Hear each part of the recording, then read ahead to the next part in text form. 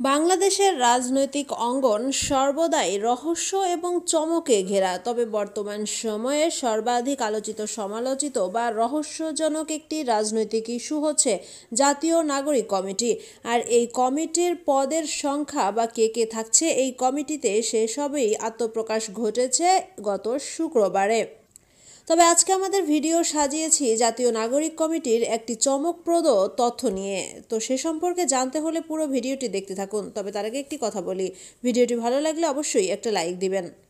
বন্ধুরা, বর্তমান সময়ে স্বাস্থ্য বিষয়ক কন্টেন্ট ক্রিয়েটর হিসেবে তাসনিম জারা অর্থাৎ ডক্টর তাসনিম জারার অধিক পরিচিতি রয়েছে। তিনি ইংল্যান্ডে ডাক্তারি পেশায় নিযুক্ত থাকলেও বাংলাদেশের মানুষের কাছে বিভিন্ন স্বাস্থ্য বিষয়ক কন্টেন্টমূলক ভিডিও তৈরি করার মাধ্যমে অধিক জনপ্রিয়তা লাভ করেছে।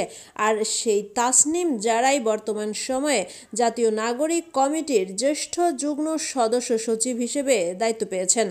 আর এটাই সবার কাছে একটি চমক হিসেবে সামনে এসেছে। চলুন এবার ডক্টর তাসনিম জারা সম্পর্কে কিছু কথা জেনে নিই। ডক্টর তাসনিম জারা অক্সফোর্ড ইউনিভার্সিটিতে এভিডেন্স ভিত্তিক হেলথ কেয়ার থেকে মাস্টার্স ডিগ্রি শেষ করেছেন।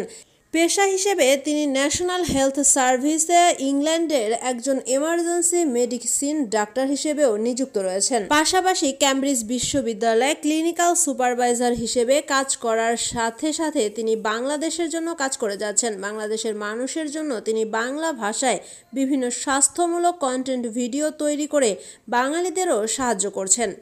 চিকিৎসা বিষয়ক বিভিন্ন কাজের জন্য ব্রিটিশ সরকারের থেকে তিনি ভ্যাকসিন লুমিনারির স্বীকৃতি বা সম্মানও পেয়েছেন।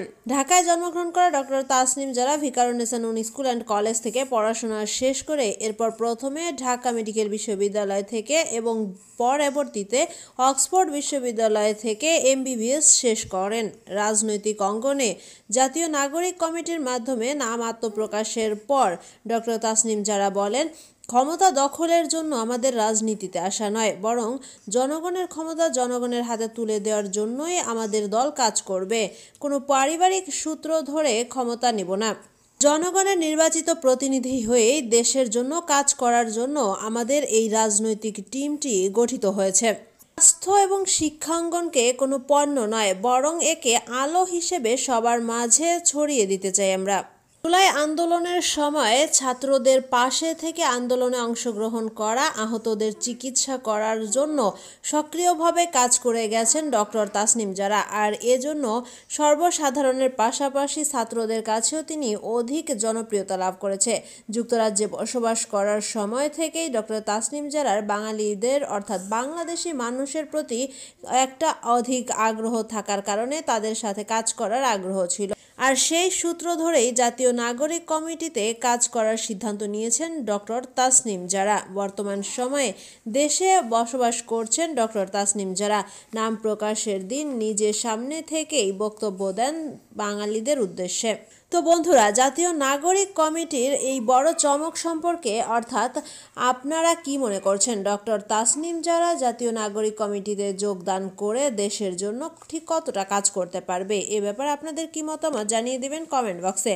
ভিডিওটি ভালো লাগলে অবশ্যই আমাদের চ্যানেলটি সাবস্ক্রাইব করবেন।